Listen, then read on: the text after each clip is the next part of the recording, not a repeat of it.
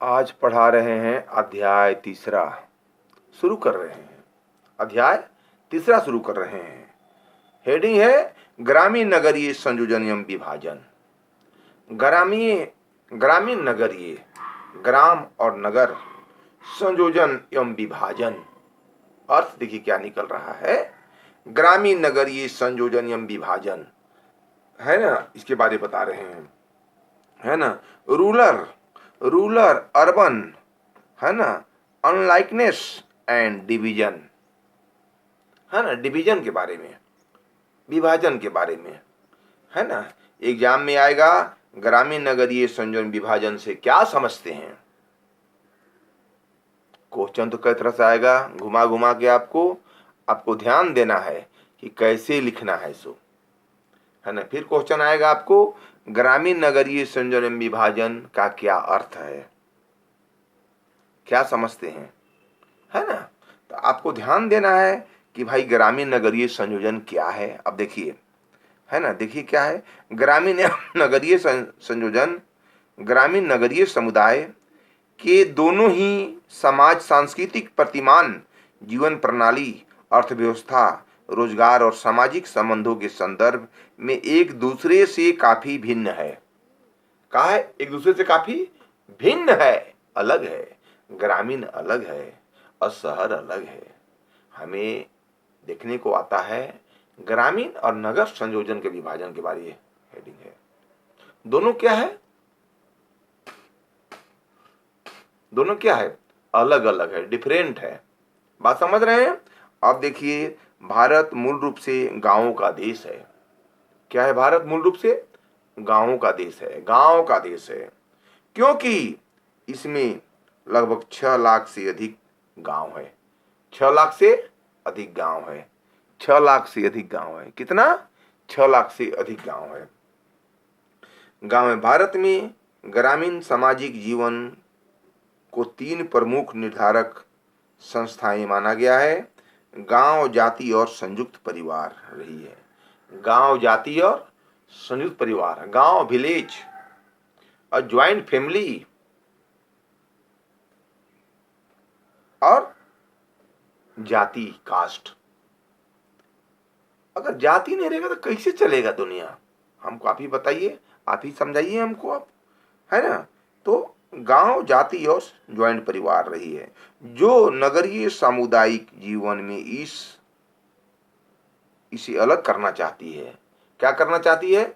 इसे अलग करना चाहती है। स्वतंत्रता प्राप्ति के पश्चात औद्योगिकरण तथा नगरीकरण में वृद्धि के कारण नगरों की संख्या में बढ़ोतरी हुई है। वर्तमान दौर में कन्या नगर, महानगर आदि को नगरों के पर्याप्त के रूप में समझा जाता है।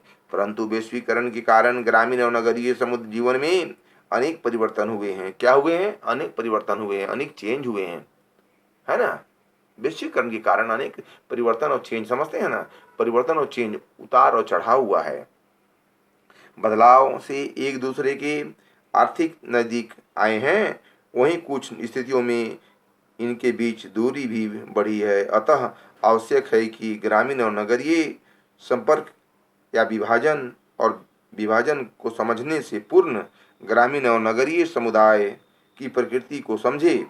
तत्पश्चात उन विशेषताओं का अध्ययन करेंगे जो संयोजन और विभाजन के लिए उत्तरदायी है। जो क्या है? उत्तरदायी है। किसके लिए? ग्रामीण और नगरीय संयोजन के विभाजन के लिए। क्या है? उत्तरदायी है। अब भाई प्रश्न उठता है कि इस किस आधार पर गांव, कस्बा, नगर और महानगर को एक दूसरे से अलग करेंगे।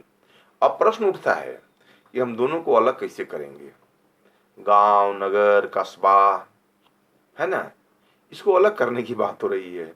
अब प्रश्न ये उठ रहा है कि अलग कैसे करेंगे, अलग कैसे किया जाए, है ना। ये प्रश्न खड़ा हो रहा है, प्रश्न उत्पन्न हो रहा है।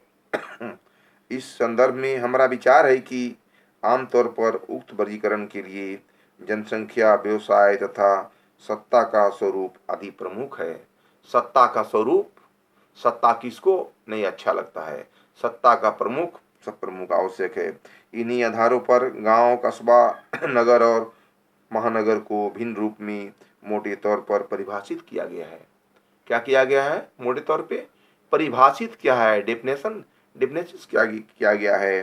पहला, गांव विलेज, इस क्षेत्र जिनकी जनसंख्या सामान्यतः 5,000 या इससे अधिक होती है।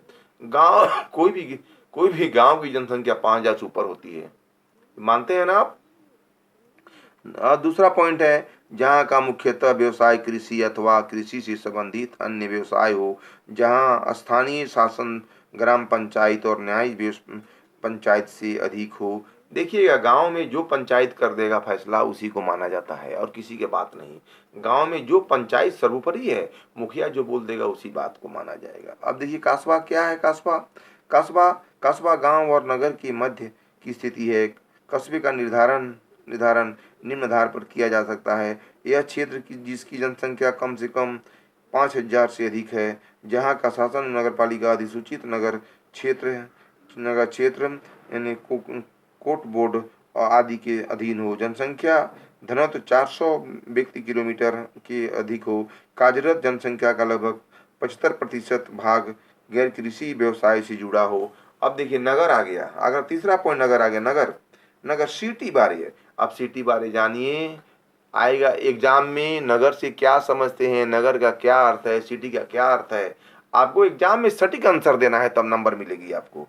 नगर, देखिए सिटी तो नगर से हमारा अर्थ केंद्रीय बस्तियों की उस समूह से है जहां सुव्यवस्थित व्यापार क्षेत्र, उच्च स्तरीय प्रशासन व्यवस्था, आवागमन और संचार के साधनों का समुचित विकास तथा अन्य नगरीय समुदाय उपलब्ध होती है ना। संचार के, हवाई जहाज, एयरपोर्ट, बस अड्डा, सभी चीज की व्यवस्था हो जाती है, इसे नगर कहते हैं।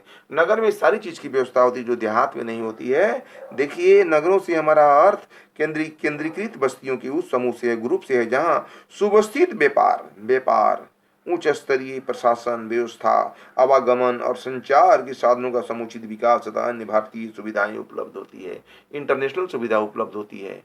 बात समझ गए? अब आइए, अन्य क्षेत्रों की, नगर क्षेत्रों की निर्धारित जनसंख्या कम से कम 50,000 या इससे अधिक हो। जब किसी नगर की जनसंख्या 10 लाख से अधिक हो जाती है तब वह नगर महानगर कहलाती की स्थिति में आ जाती है। और जब किसी महानगर की जनसंख्या 50 लाख या उससे अधिक हो जाती है तो उस नगर को विराट नगर यानी मेगा सिटी कहा जाता है। एग्जाम में आएगा, मेगा सिटी किसे कहा जाता है? तो जिस शहर का 50 लाख से अधिक जनसंख्या हो जाती है उसे मेगा सिटी कहा जाता है। ध्यान दीजिएगा, इस प्रकार नगर के निर्धारक तत्वों में जनसंख्या, इसका घनत्व, व्यवसाय का स्वरूप और प्रशासन व्यवस्था आदि प्रमुख है। प्रशासन व्यवस्था आदि है प्रमुख। हर तरह से हर एंगल से हमें जानना है, देखना है। इस प्रकार नगर के निर्धारक तत्वों में जनसंख्या, उसका घनत्व, व्यवसाय का स्वरूप और प्रशासन व्यवस्था आदि प्रमुख है। यह हम ग्रामीण नगरीय समुदाय की मध्य संयोजन और विभाजन को स्पष्ट करने से पूर्व ग्रामीण और नगरीय समुदाय की प्रकृति को स्पष्ट करेंगे। ग्रामीण और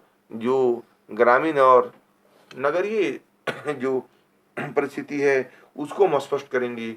ग्रामीण, गांव और नगर के बारे देखिए, गांव और नगर के बारे आपको जानना मस्ट इंपॉर्टेंट है। एग्जाम में लिखना है, दोनों डिफरेंट चीज है। गांव और नगर में जो नगर में हमारी जो सहायता मिलती है, जो सुविधा प्राप्त होती है, वो गांव में नहीं हो पाती है, और जो गांव में सुविधा प्राप्त होती है वो नगर में प्राप्त नहीं हो पाती है। इस प्रकार हम कह सकते हैं कि नगरीय और ग्रामीण समुदाय का विभाजन जो है, संयोजन है, दोनों अलग अलग है। क्या है? दोनों अलग अलग है।